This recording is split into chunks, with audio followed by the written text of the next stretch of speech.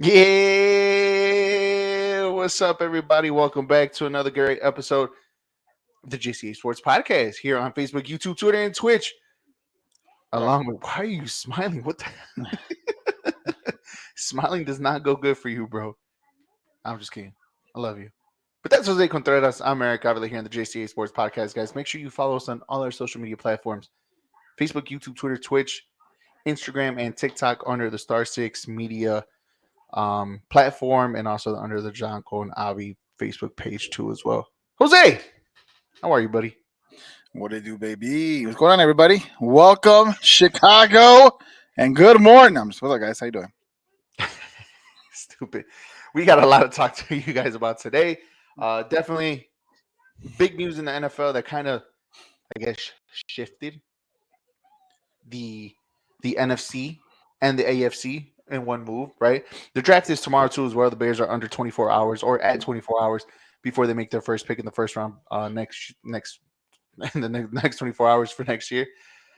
We also have the Sox. Is it panic button time? Is it panic button time for you guys? Or do you like? I want to know what you Sox guys think.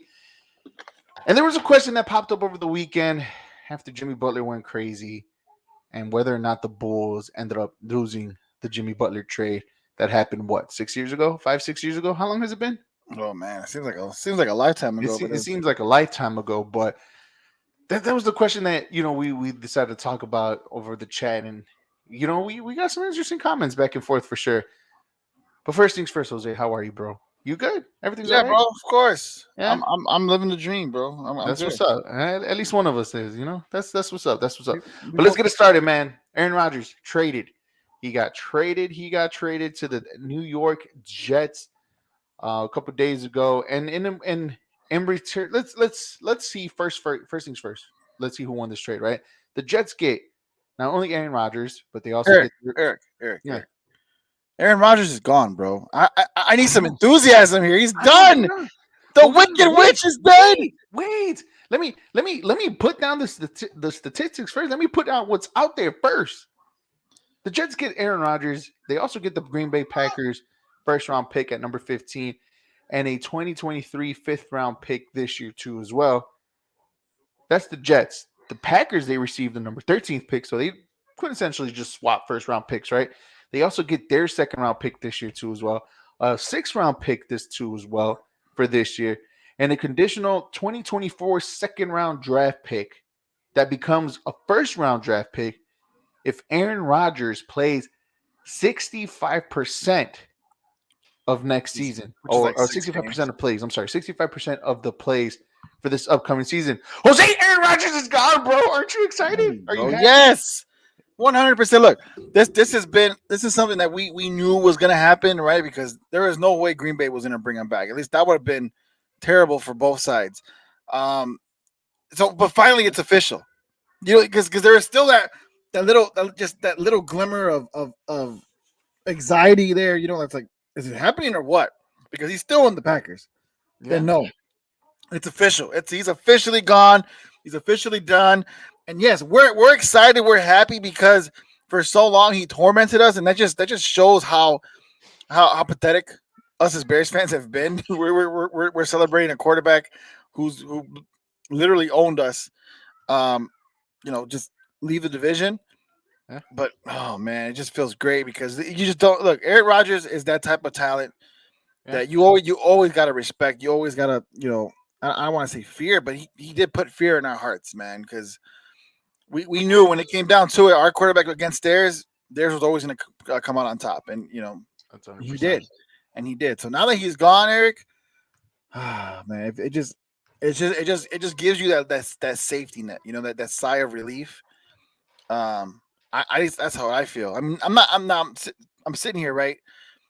I didn't think the Packers were gonna win the division next year anyways, even with Rodgers, but still, just knowing he's gone, just like I said, just gives me it gives me that safety net. Basically, I'm happy. And I get what you mean, and I get where you're coming from, right? We've been tormented by this, not only just Aaron Rodgers, but Brett Favre, Brett Favre too as well. Brett Favre also tormented us too for a few years too as well. So the Packers went back-to-back years of tormenting us from the late 1990s to basically so far the whole millennium that has started, right? Basically since the 2000s have started until this day. And you're right. It brings a sigh of relief. It also brings a sigh of joy, but it also, in a way, for me, this is just me personally, right? I don't know how you guys feel. I don't know how you're gonna feel what I'm about to say, right? But I also feel a little bit disappointed that he left.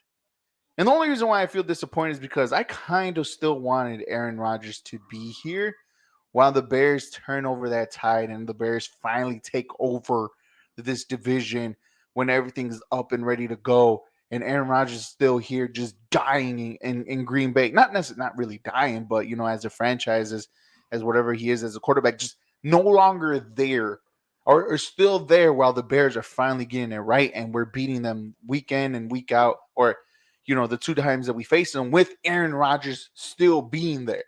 That's the one thing I'm just a little bit disappointed. But everything that you just said, dude, I love it. I love it. Which brings, I mean, we're all happy. I guess the Viking fans are they seem right now with this team, this division got a whole lot easier. The Lions feel like this division got a whole lot easier, right? Even us Bears fans with this team that we have that still hasn't been, after the draft, we still don't know what this Bears team is still going to look like with the little moves that we have made so far this offseason. We feel like this division got a little bit easier with Aaron Rodgers out there, right? But the real question is before I move on to the real actual question is, do you feel confident that Jordan Love can still bring that same energy, momentum, or carry over from Brett Favre to Aaron Rodgers? Can Jordan Love be that guy? I hope not. I really do hope he isn't that guy. But because you already said it. For our whole entire lives, we've only known one thing: the Packers have a great quarterback, better quarterback than we do in the Bears, and for that reason, we were never really given a fair shot, to win anything. I mean, it was always the Packers that was there, that was beating us out, taking the division, big brother, little brother type stuff, and it's been sad. We have to rely on our defenses throughout the years to kind of carry us into any type of relevancy. That being said, once Brett Favre left, Aaron Rodgers came in and he just literally picked up what he dropped. Now I'm hoping it's not the same thing. I'm hoping now that Aaron Rodgers is gone, Jordan Love just doesn't come and become this world beater here. But we don't know what's going to happen until he actually plays. I personally don't think he's going to be that guy. But at the same time, in the NFL, anything can happen, right? So I'm going to say no. I don't think Jordan Love is going to be that guy. I think what the Packers did was perfect. They don't them getting that extra first round pick, because they're going to get that first round pick. Aaron Rodgers is going to play more than 64 snaps next season. 65%. Whatever, 65% of the plays. Yeah, he's gonna get that, and for that, and then the Packers are gonna get that first round pick, which means they're gonna have 2 first round picks next season. Which means if Jordan Love doesn't pan out, that gives them an extra chance to get a quarterback for their future. So big ups and big credit to Brian Gutekunst and that Packers organization for getting that done. So, but I don't think Jordan Love's that guy. Yeah, I hope so. Me neither. I mean, again, like I said, and you repeated what I just said. The Packers went from Brett Favre to Aaron Rodgers. Now, imagine if they get Jordan Love to be that guy. Man, it's just, how do they do it? How do they find these guys? You know what I mean? Like, and the fact that they did it once again, and that gap where Favre was still playing while Rodgers was sitting. And Jordan Love was sitting and watching while Aaron Rodgers was still playing. So now imagine again another 10 plus years of the same. What's the right word I'm trying to look for? The same bold. Nah, I can't even say bold. Just the same smart decision making of the Packers of getting another quarterback in the first round a little early, questionable, simply because Aaron Rodgers still has some time, some gas left in his tank, and you get a quarterback in the first round instead of helping him out. Yeah, but it doesn't seem like Aaron Rodgers is the guy to take someone like Jordan Love under his wing. If anything, Brett Favre did the same thing. Right, Brett Favre did the same thing, which was exactly my point. I was just going to say that. So just like Brett Favre didn't give Aaron Rodgers that help, I know Aaron Rodgers didn't give Jordan Love that help, but the difference is Aaron Rodgers was already that quarterback. He was already that guy, who a lot of people thought fell in his draft. Jordan Love, Yeah. however, was kind of somebody everybody was shocked that he even went at that At that time to position, the at that Packers. spot. And the Packers and they were shocked that the Packers already grabbed the quarterback when they still had Aaron Rodgers in their organization. I don't think lightning strikes twice here. I really don't. I don't think. It already did. You're talking about lightning striking 3 times. No, well, it's not going to strike this time with Jordan Love. Is what I'm trying to say. I hope not, because I can't. I don't think I could do it. But at least with this time around. Fields, baby. Hey, look at it. Hey, Teaching Oli. my Special daughter, right? guest, Oli. With the Fields jersey. Got the Fields jersey. Tell him, Mama. I think this time around though, the only difference between the last prior years of Favre and Aaron Rodgers and now is that Justin Fields is our quarterback, and we do believe that Justin Fields is that guy to go toe to toe with anybody in our division for sure around the NFL is still up for question. The Jca Sports Podcast here on Facebook, YouTube, Twitter, and Twitch. Guys, make sure you follow us and like us on all our social media platforms, especially on Instagram and on TikTok, where we give you guys, sports content on those social media platforms. So now the real question begins, or the real questioning begins, or the real fun begins, right? The Jets have their quarterback, but now in a division where there's Josh Allen, right? It's the Miami Dolphins and Tua Tagovailoa. And now it's Bill Belichick is still there, so there's still a possibility that the Patriots can be that team to be disruptive throughout all of this. In your mind, Jose, where or how do you see the Jets faring out in the AFC East and the AFC only? That AFC East, man, the AFC East is looking as dangerous as we thought the AFC West was going to be, and that AFC West still might be very dangerous because now that Sean Payton's there with Russell Wilson. Dude, the AFC in general is tough, man. But just to stay in the East division for now, where does the Jets and Aaron Rodgers stack up? I'm not gonna sit here and say they're better than the Bills. I will say they're better than the Patriots right now, not better than the Bills. And depending on who's throwing for the Dolphins, they might just be better than the Dolphins. Because let's not forget, they already have a good defense. They already have an established number one wide receiver. They got some nice, good young running backs, and now they have Aaron Rodgers. That team is going to be way better than it was last season. And last season it wasn't bad. They weren't bad at all. They had quarterback issues. You're not going to have quarterback issues this time around. I think Aaron Rodgers. This is going to be a highly rejuvenated Aaron Rodgers. He's going to play way better than last season because he's in New York now. This is not going to be the same as the Brett Favre experiment. It's just crazy how uncanny that went. Like he literally followed his footsteps, and it's just crazy how that went. But weird, isn't it? It's so crazy. Talking about lightning striking twice, crazy. But I do think the Jets are respectable in that division for sure. They're the second best team behind the Bills. However, I can't see them midseason. I would not be surprised if they surpass the Bills. Only because of, I feel like Aaron Rodgers can be a little bit more consistent. When a healthy MVP type Aaron Rodgers, like we see in the Green Bay, he could be a lot more consistent than the Jets are. I mean, than Josh Allen is with the Bills. But we'll see, man. Right now, I'm going to go ahead and say that they're the second best team in that division. I agree. I agree with you on that one. Second best team. Me last year, right? It took me a lot, for me to become a believer in the Miami Dolphins with Tua Tagovailoa, right? Even though they took the Miami Dolphins not once, not twice, but 3 times to the ultimate stretch in playing them in the playoffs and the Bills. They took the Bills. The Bills, yeah. Sorry. It just I don't have that faith in the Dolphins like I still did from last year, right? I do believe they're the second best team. Although the Bills did lose a little bit of, their defensive front this past offseason, you still have Josh Allen, you still have Stephon Diggs, you still have a great offensive mindset and a great offensive team in the Buffalo Bills, which hopefully Josh Allen can kind of, reduce his interceptions a little bit. But at the moment, because of the moment right now, you put the Bills at first, you put the Jets in second. Miami comes a strong third, and it's weird to say this, but the Patriots are probably now the bottom feeders of the AFC East after dominating that division for so long, for 20 plus years. It's weird to say that, but in reality, you still don't kind of count them out because they were still there until the very end last season, even though they didn't make the playoffs. You still have to deal with Bill Belichick and the Patriots there. Yeah. But yeah, Aaron Rodgers in the AFC East, man. Ooh, the AFC East is going to be tough. Those games that are within them each other is going to be a tough matchup. But it's a wait and see for this one.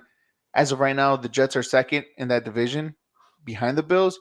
But where do you see them overall in this conference? In a conference that has Patrick Mahomes, Joe Josh Burrow, Allen, Joe Justin Herbert, Burrow, Josh Allen, Justin like Herbert, Russell Lamar. Wilson, Lamar Jackson still in the AFC. The list keeps going and going in this AFC. In this AFC, bro. Like where do you rank the Jets overall just in the AFC alone? Just in the AFC alone, I'm not putting them over the Chiefs. I'm not putting them over the Bengals. I'm not putting them over the Bills. I'm not putting them over. I might want to say I think I'm gonna put them over the Chargers for right now. Wow, and then I'm going to say they're probably with Aaron Rodgers. They're probably the sixth best team. So I'm gonna put the Chiefs, the Bills, the Bengals.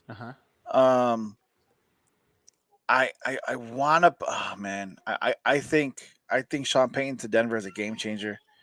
So I want to put the Broncos ahead of them. Your Chargers? Well, that's the thing. I don't know. I want to put the Chargers ahead of them, but I'm not. I don't know. I don't know if I could trust Justin Herbert and the Chargers right now. They seem to be real inconsistent last season, man. Real inconsistent. And it's funny that you keep mentioning these teams, right? And you end up going back to the West, right? We And still Lamar haven't, Jackson, Ravens. Yeah, we still haven't talked about the Raiders. You know what I mean? With Jimmy G back in the out west too as well. Like that West is completely just quarterback dominant and just going to be a good division once again that we thought it was going to be last year. And you're right. And the AFC South, it's kind of like we're putting them on the back burner because there's nobody to show up in the AFC South. Whoever gets that division, whoever comes out first, is basically going to go into the playoffs. Half of them are going to be going for quarterbacks this draft. You got the Colts. You got the Colts going for a quarterback. The Texans going for a quarterback. Titans might go for a quarterback. The Titans still, the Titans might. They have well, we forgot one team, Trevor Lawrence and the Jaguars. I think that's the one. And that's the team. I think the Jaguars I'll put ahead of the Jets. The Ravens, the Chiefs, the Bills, and the Bengals. So there you go. Those are my five teams that I'll put. And I'll put the Jets at 6, and I'll put the Chargers at 7. The only reason why I'm kind of down on my Chargers is because I just got to see more consistency from them, man. That offense that disappointed me last season. And I hear it 100%. It's just, again, one move,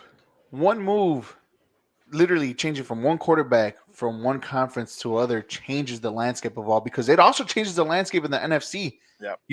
Not only just in our division, the NFC North, but also in the NFC conference. It literally became super wide open. Aaron Rodgers left. Aaron Rodgers, I would say he was the best quarterback in the NFC up until he got traded. Now it's Jalen Hurts. I think it was Aaron Rodgers, then Jalen Hurts. Now that Aaron Rodgers is gone, I'm not gonna sit here and disrespect Aaron Rodgers after one bad year. Right. No, especially when the year before he was an MVP. Right. No, definitely. Right. You know what I mean? Like it was one bad year, and on a team where he knew he didn't want to play for. He was done the minute Davante Adams was gone. He was done. No, yeah, and then they didn't do anything for him to help him out. Exactly. So I'm not gonna fault Aaron Rodgers. Yeah, he's crazy. He's arrogant. He's narcissistic. I get it. But he's still a great quarterback. So 100%. He still has, like, if we want to talk about gas in the tank, I still feel like Aaron Rodgers is like in the middle of a quarter tank and half a tank of gas left, which is still a good amount of ride that you have from here to wherever you want to go. I say a quarter to like in between He's not half, but like right in the mid, like in between half and a quarter. That's what I just Is said. that what you just said? Yeah, Okay, well there you go. that's exactly what I just said. Yeah, there you go. Like the literally, you pay attention to me, Jose. So then he's what? He's like not a quarter, but just a little bit over a quarter. Like Just a little bit over a quarter, a little bit. Like yeah, it's what's. Damn, this is how you know we failed math and math wasn't our thing. What's in the middle? What is like what? Damn, see, we is it can't even do the fractions. is it 3/8? Is it 3/8? Yeah, I think 3/8. 3/8 of a tank. I think that sounds about right. It's I think about I used to work at Lids. I think about head Yeah, sizes. yeah, Right yeah, after a quarter was a 3/8. That was my yeah. head size. So 3/8 tanked. I think that sounds about right. Look at us. no, See, no, because yeah, you're right. I think 3/8 was after a half, or was it? No, that's 5/8. That's 5/8. I might be right. Then I don't I know. am right. Um, but yeah, Aaron Rodgers still has a lot of juice left in this, and that's what makes it weird. And for this NFC again, it's wide open. You just said Jalen Hurts and who else, right? Can you put a lot of faith, a lot of trust behind Dak Prescott, right? Do you put? I mean, who else is there? Kirk Cousins. You put a lot of faith in him. I mean, we got two in Jared Goff here, Jared right? Goff, Matthew And in the Stafford. West, you don't know who you have in the West. Kyle Murray's hurt. You don't know Matthew what you're going to get Stafford's off in the him. West. Brock Purdy or whoever's going to be, or Matthew Trey Lance. Stafford. If he comes healthy, it just becomes so wide open, dude. Like the NFC now just became a spot to where, like, if you make the playoffs, you have a shot to make to the Super Bowl. Yeah. Winning it is a whole nother thing. That's why this draft is so important for the Bears, and we're gonna get into the Bears next. Oh yeah, That's for sure. why it's so important, because literally whatever Ryan Poles decides to do the first round and beyond can literally change the trajectory and just change the entire landscape of the NFC North and the NFC in the general. Because we've already seen what Justin Fields can do as a running first quarterback. Now imagine when now that he's got DJ Moore, imagine when he's able to get a line that's able to protect them, and their defense isn't giving up so many points. It's, oh my god, man, the Bears getting me excited in ways you guys don't want to know.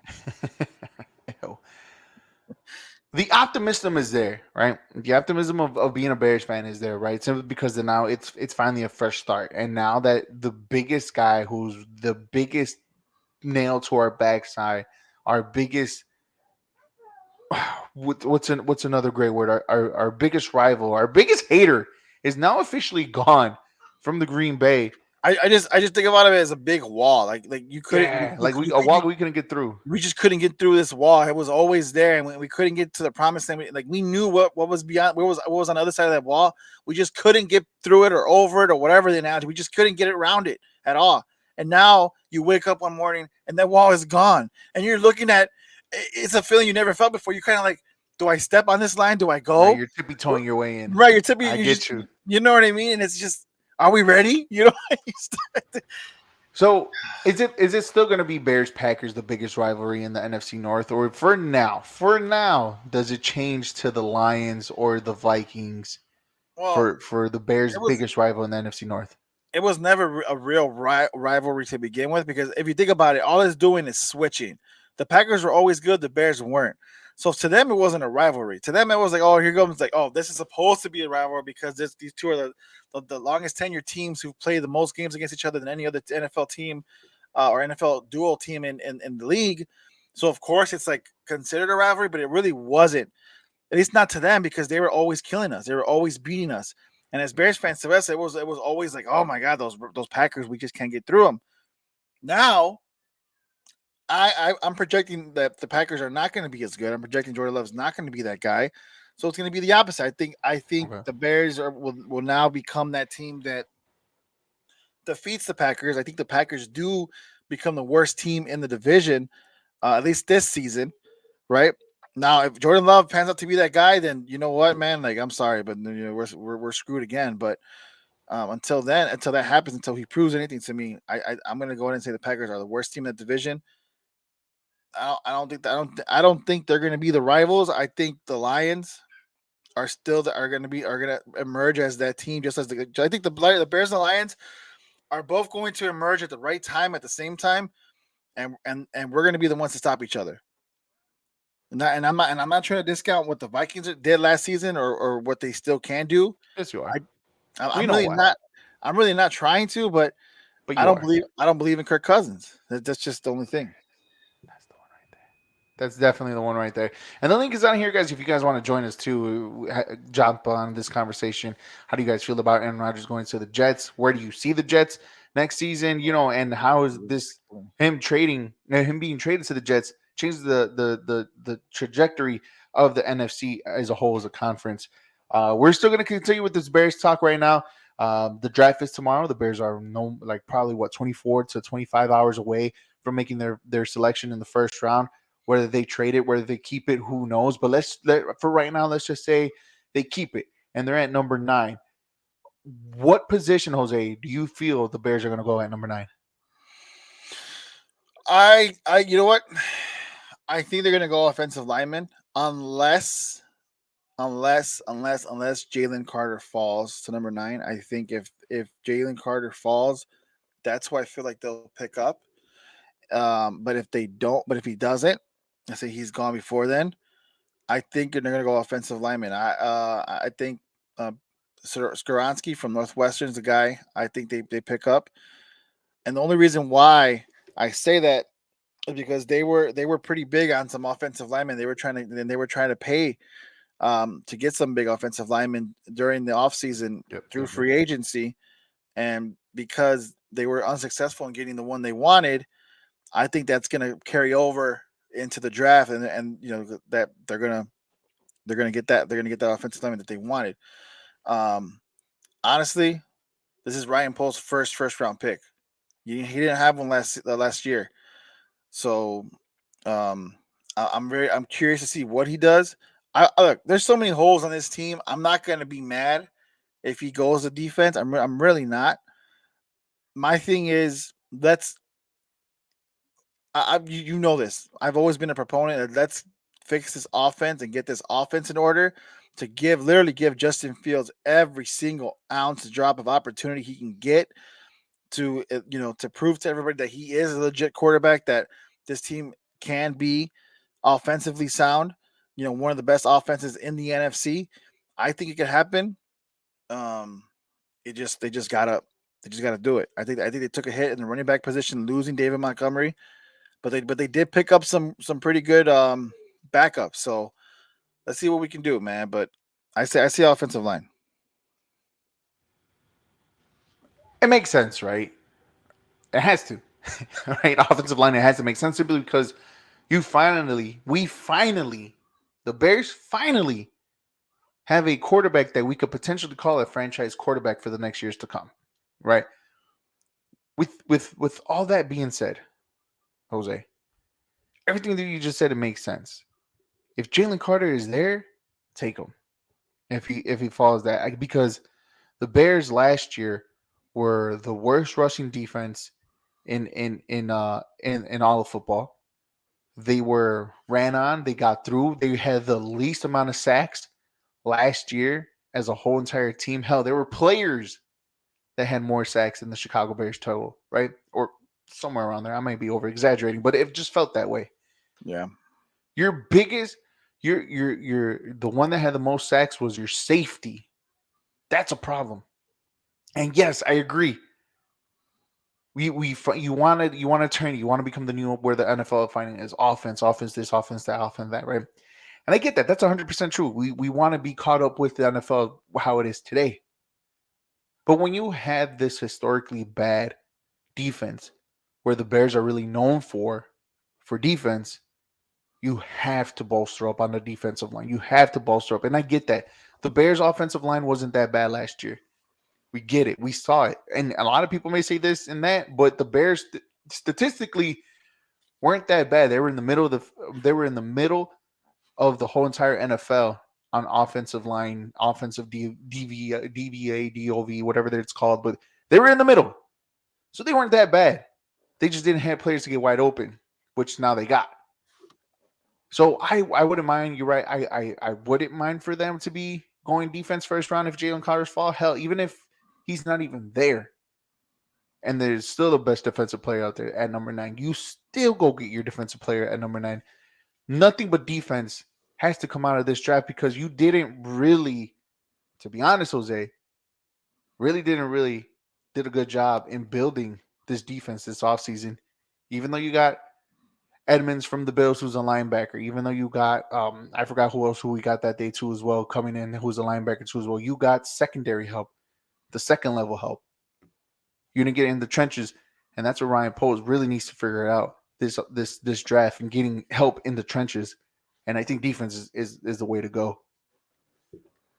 I want to know what you guys think. Where do the Bears go from this? What position do you feel like the Bears can, or what position can the Bears get at number 9 if they stay at number 9? I mean, there's reports today that the Texans might even come up from 12 to 9 for the Chicago Bears. So we'll see. Tomorrow's going to be interesting for the Chicago Bears, man, in this draft. Like you said, Ryan Poles' first draft. Do you have faith in him that he might pick the right guy, though, in Ryan Poles? You know what? We said it this offseason, this year was going to be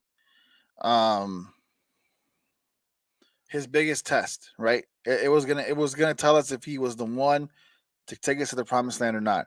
Because he had the most to play with, he had the most to work with, he had everything that he needed in his disposal to turn this team around in one offseason. He had the most cap space, he had the number 1 pick in the draft, like he had everything. And it seemed like they found their quarterback, right? They traded the number 1 pick, and we got back a number 1 wide receiver. We got back some more picks in this draft. We got a first round. We swapped first round picks basically. So that was good. He picked up some key pieces, I feel like, on the offense and defense in free agency, right? So yes, because of what he's been doing as of late, I want to give him the benefit of the doubt. But like I said, this is going to be his first round pick. So despite whatever he does, whoever he picks, he's gonna get the benefit. He's gonna get the benefit of the doubt from me for sure. Well, just like how we alluded to earlier, Jose, that how wide open that the NFC North really is, and possibly the whole entire NFC. I think Ryan Poles really needs to hit on this, and hopefully that the Bears come out strong, swinging in the start of the season. Simply because, again, like we said, it's wide open, and you're right. His first pick, first round draft pick. I get that. So you kind of give it a little bit of leeway, right? And plus, on top of that, you have to wait 3 years. That's what they say, right? 3 years to actually give a grade on how you draft. On how you draft, those that year. So it's like you're right. There's so many holes. You could go in so many different directions. I wouldn't be mad if you go offensive line. I wouldn't be mad if you go defense. Unless if you go running back, and that's been starting turning some good momentum right there. Is Bijan Robinson? May potentially be landing with the Chicago Bears. Which, by the way, the Bears kind of do need running back help after losing Montgomery. It's just holes left and right for the Chicago Bears team. Let's just hope and pray that Ryan Poles does get this right, man, because it's time. It's time. It's as wide open that it's ever going to be, and the Bears need to put a foot, a toe, something in this conference to know that they're coming and they're going to be the real deal for the upcoming future.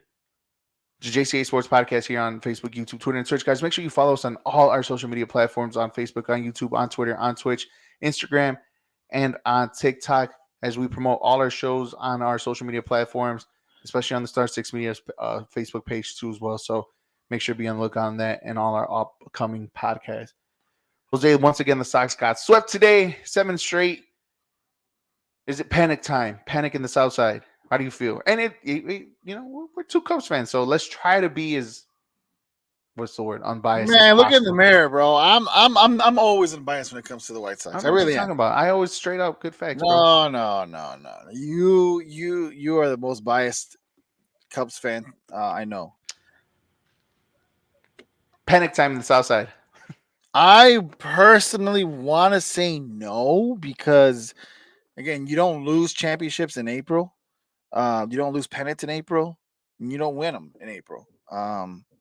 So I personally want to say no, Eric, but at the same time, It looks bad. It looks horrible. It does like it doesn't seem like there's anything that you could latch onto that would make you say, oh, you know what, we'll be good once this person comes. I don't think Tim Anderson is the end all be all. I don't think once he comes in, everything's automatically magically just gonna just turn around and get fixed.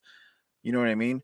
Even if he does bring a little spark to that offense, they have so many issues. It's more than just the offense that's or the lack thereof of offense that's hurting them. It's their pitching, the starters, from the bullpen, like you name it, man. That team right now, something's going on with this team.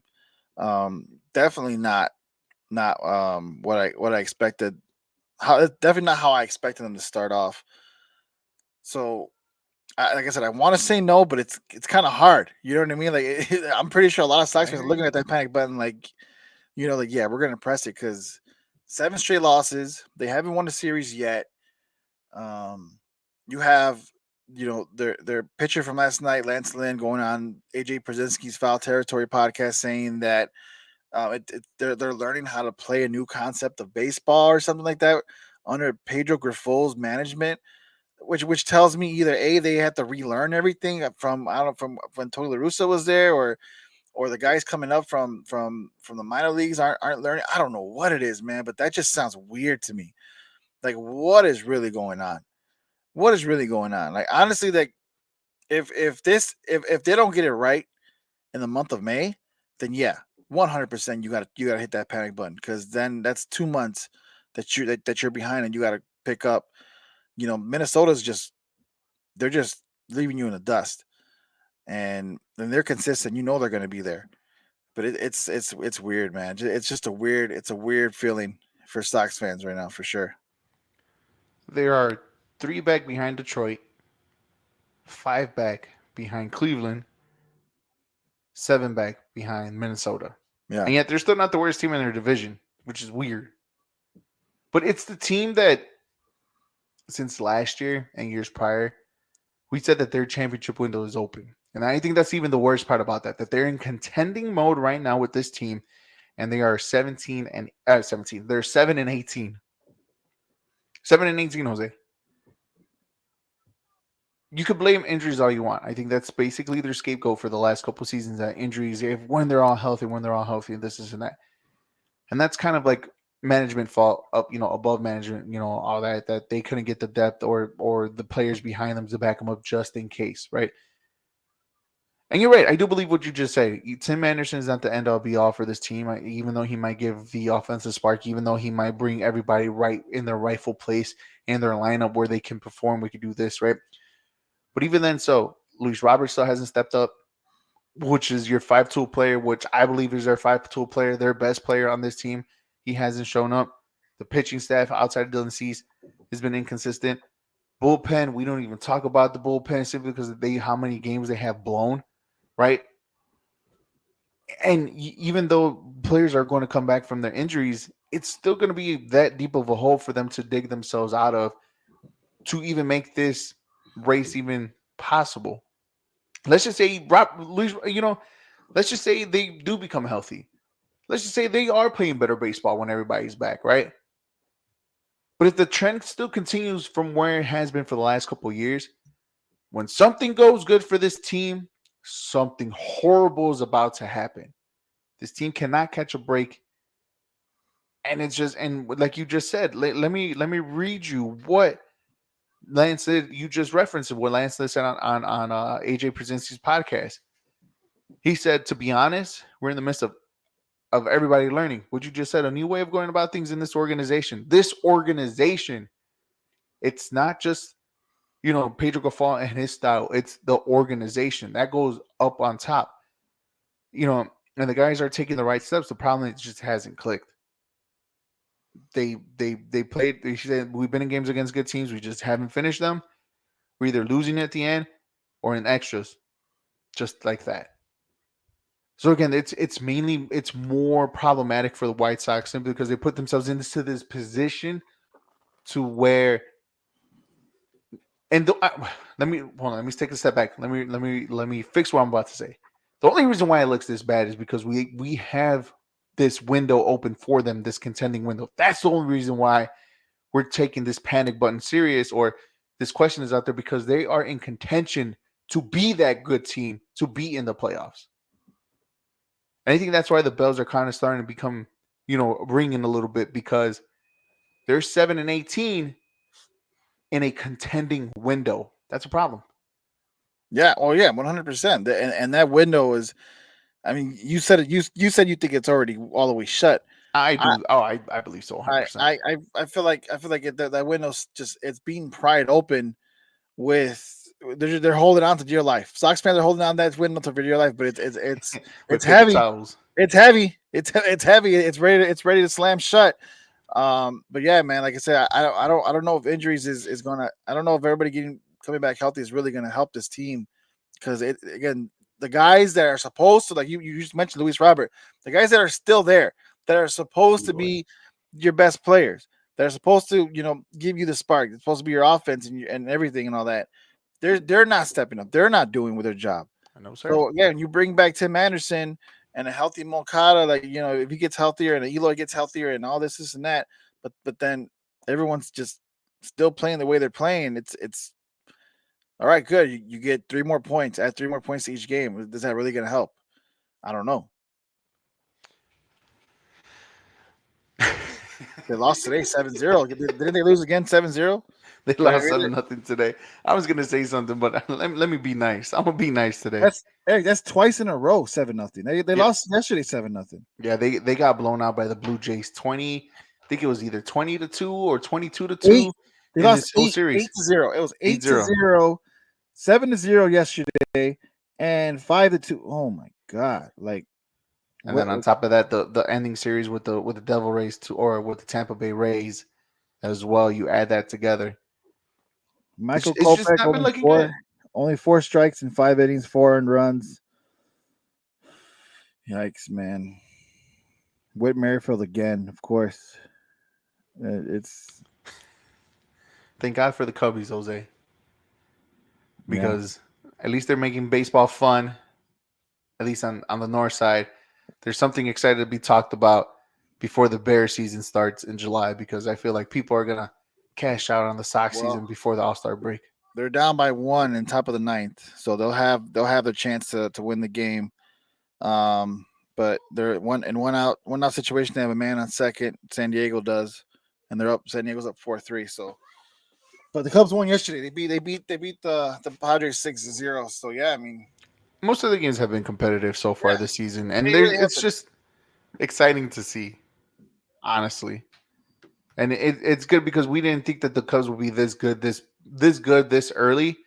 And by early, I don't mean like early in the season. I mean like early in this so-called quote unquote rebuild that they established in the last couple of days. So I mean, in the last year or two. So that to me, that's the only reason why it's kind of like surprising that the Cubs are in the way right now, because of how exciting they've been playing. You know what else is not exciting, Jose? Yeah, the Chicago Bulls. Chicago Bulls have not been exciting for the last couple of years. And to see here's the thing that pisses me off about the Bulls, right?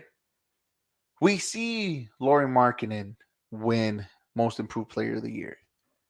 We saw Bobby Portis win a championship and be an important player for the Milwaukee Bucks in their run I think 2 they're years saying ago. he was going to win 6-man this year.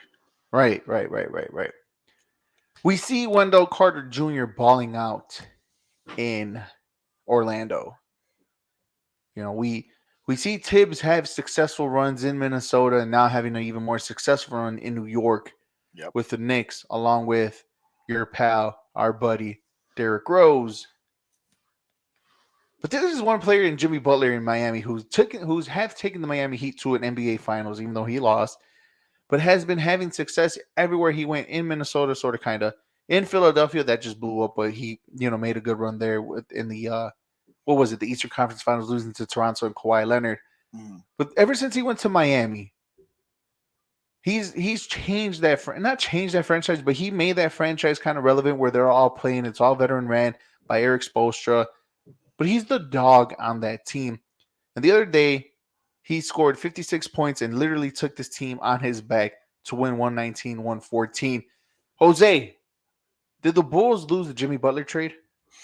You know, it looks like it, right? Because you look at Jimmy Butler and what he's been doing. He took the Miami Heat to the finals that bubble year, as you just mentioned, 56 points. You know, he's literally putting that Heat team on his back. Granted, you know, they played a Milwaukee team that didn't have Giannis most of this postseason. I still think the Bucks. You know, now that Giannis is back, I still think the Bucks lose. I mean, the Bucks win the series. I think they come back and win it, but that doesn't diminish anything that Jimmy Butler's doing. He's a great player. It looks like the Bulls lost the trade, and I guess in retrospect, I guess in the totality of it all, and like if you want to finalize it, yes, right. The only reason why I say if you want to finalize is because if you look at what the Bulls got back in that trade, they got Zach LaVine back in that trade, who's been a multiple time All Star for the Bulls, who isn't maybe obviously you would rather have Jimmy Butler and what he's been doing. Mm-hmm. However, Zach LaVine isn't a bad comp, right? Not even close. But what else? What else did you get in that trade? You got Lauri Markkanen in that trade. You got that number 7 pick, which ended up being Lauri Markkanen in that trade.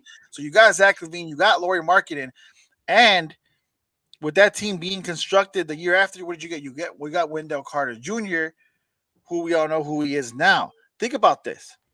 You just mentioned the guys that they have. You had Bobby Portis, you had Wendell Carter, you had Lauri Markkanen. Imagine if they were still on this team today with Zach LaVine.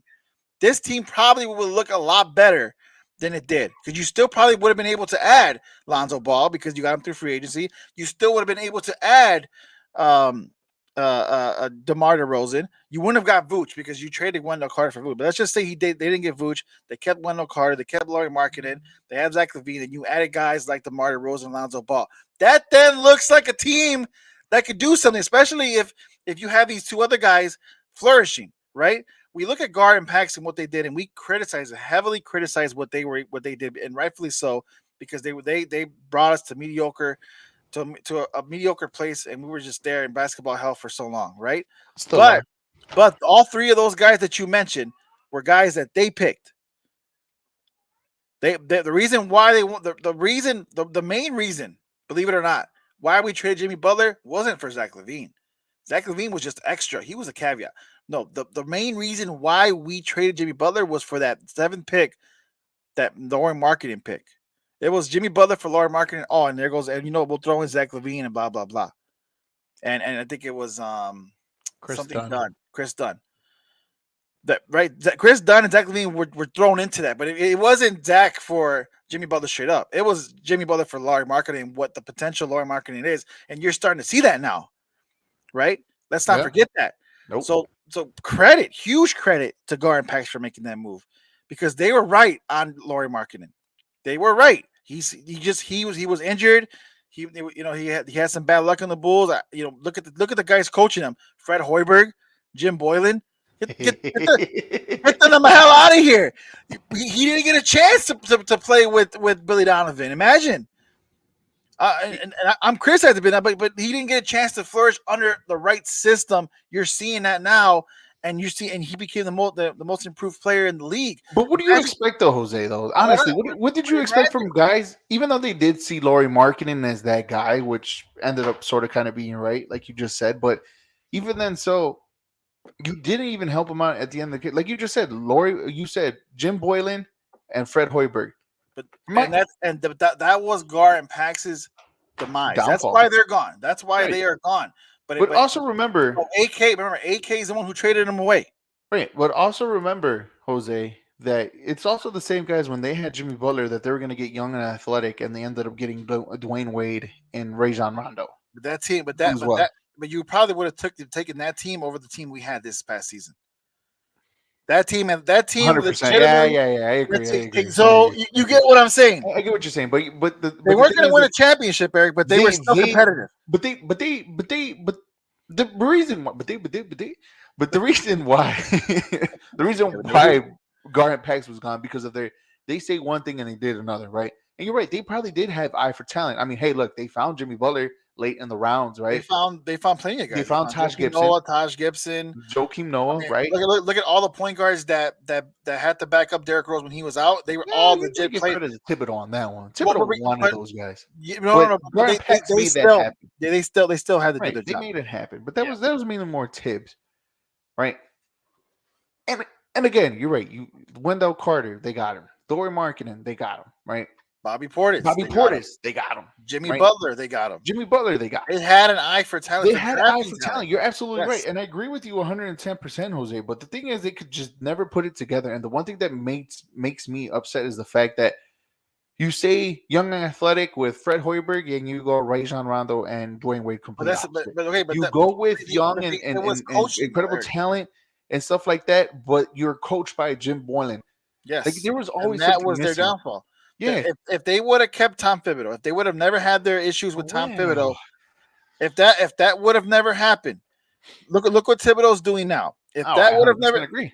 if that would have never happened, they I don't know, who knows if they would have they probably wouldn't have traded Jimmy Butler if Thibodeau was still there. Let's be honest, They wouldn't have. Nah, he fell they in love with probably Jimmy. wouldn't have.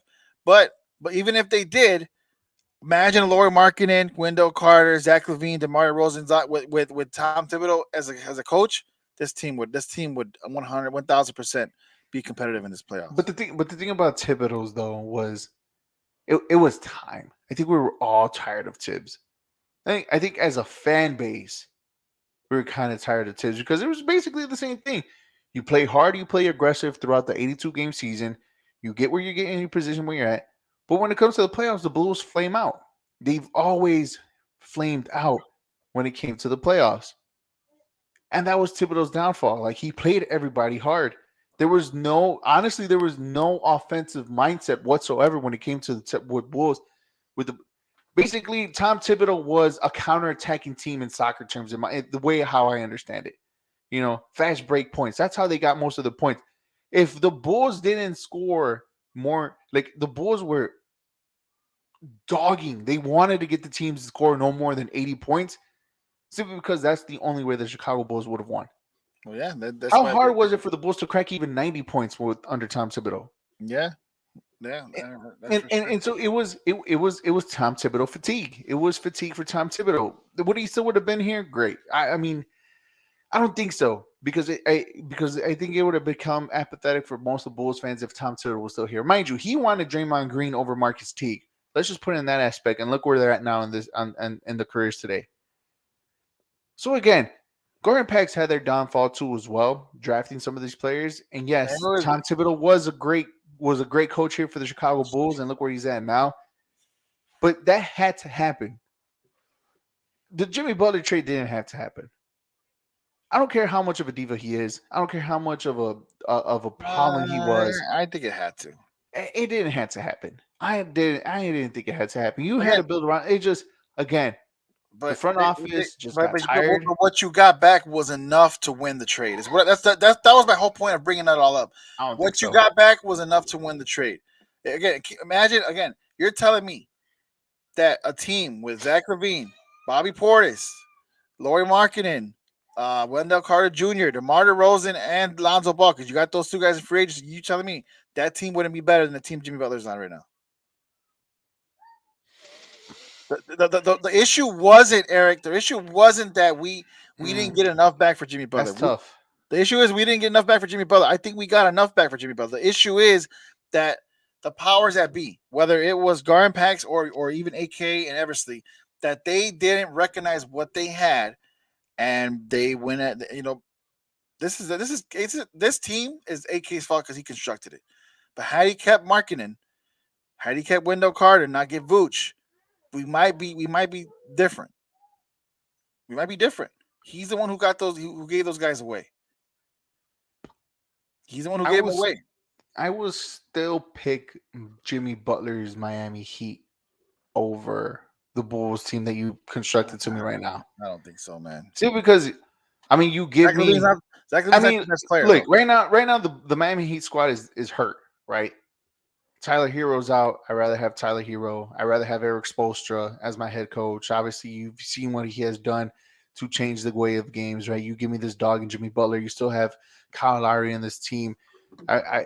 You still have Let me look up their roster right now. Like, you have made players in this Miami Heat squad. I would take my chance on this Miami Heat squad. I'm not gonna lie to you. I would take my chances on this Miami Heat team than the team that you gave me with Jimmy Butler or with Zach LaVine, Lauri Markkanen, Wendell Carter, Lonzo, DeRozan, all that. Like, I would legit still choose slightly the Miami Heat than the Bulls team. Look, Jimmy Butler, Kevin Love, Bam Adebayo, Vincent Strauss. Obviously, you got Duncan Robinson on this team, Cody Zeller, Kyle Lowry, right? And obviously, Tyler Hero's out. No Victor Oladipo, he's out. So it's a squad. They have a good squad, a good contending squad. Old, yeah, they're up there in age, but I will still pick this Miami Heat team who's been there, done that with Eric Spoelstra than the Bulls team that you gave to me if they kept all their players, Wendell and Bobby and Laurie and Rosen and all these guys. So yeah, no, I still feel like the Bulls lost that trade with Jimmy Butler. And it's proven. Jimmy Butler, everywhere he went, he has either made a conference final minus the Timberwolves, but he's been deep into the playoffs once he left the Chicago Bulls. So I don't know. We'll see. Jose, Bulls number 9, bro. They're gonna go running back. Watch. You mean Bears? Bears. Sorry, I said Bulls. Bears. Bears running back tomorrow. I would be mad. I think that's the one position where I'd be like, you gotta be freaking kidding me. You think they'll stay at 9 or they'll trade back? That's a good question. I think they stay at 9. I think this season, this draft is way too important for Ryan Poles. I figured maybe he tries to move up if he can, but I don't know. I don't know if he tries back. I think at the number 9 pick, you can get value there. I'm not sure how much value you can get if you go lower than that as a first rounder. So I'm gonna say no. I'm gonna say yes. I mean, they stay at number 9 for sure. I feel like I'm gonna have a long night simply because for some reason it takes about 30 minutes from the number 1 draft pick to the second round, or number 1 pick to the number 2 pick. For some reason, Right. it takes about 30 minutes to get there. So I'm gonna have a long night tomorrow since I work at 3 a.m. the next day. I'll be at home. I'll be at home watching the draft, and then I gotta be at the score by 11 tomorrow. So you'll probably watch the Bears. You'll probably hear the Bears make their pick on the road. Yeah, because Chuck Swirsky and Anthony Herron are gonna do a post draft show from 9 to 12. So afterwards, CBS Radio will be on on the score. So I actually won't go live until 3 a.m. Believe it or not. Nice. But I still got some stuff to do there for them, cutting audio and stuff like that. So I'll be there, getting all the reaction, getting all the stuff But yeah, man. If you guys aren't doing anything, check out the score. They have during the draft. They have Parkins and Spiegel on throughout. So watch it. They'll be on Twitch. I was gonna say something, but let's be quiet. What? I was gonna say something, but nah, not yet. The Jca Sports Podcast here on Facebook, YouTube, Twitter, and Twitch. We'd like to thank everybody for watching and joining us here on today's episode. Make sure you guys follow us on our social media platform on Facebook, YouTube, Twitter, Twitch, Instagram, and also on TikTok under the Star 6 Media brand. For Jose Contreras, I'm Eric Avila. Tomorrow it's going to be an exciting day for us Chicago Bears fans. Hopefully the Bears get it right. Hopefully they do it right. They're going to... Padres beat the Cubs. And yeah, I know. I just got the update too as well. 5-3. The Cubs lost to the Padres. It's all right. You can't win them all, right? At least we're in a good state right now. All right. Well, we'll be back next week. We'll try to do better. We'll talk about the Bears and what on their draft pick. We might have an emergency podcast on Friday. Who knows? We don't know. We'll keep you guys in the loop. Until then, we'll see you guys next week. You guys have a good weekend. Go Bears. And Jose, hit that outro. I'll see you.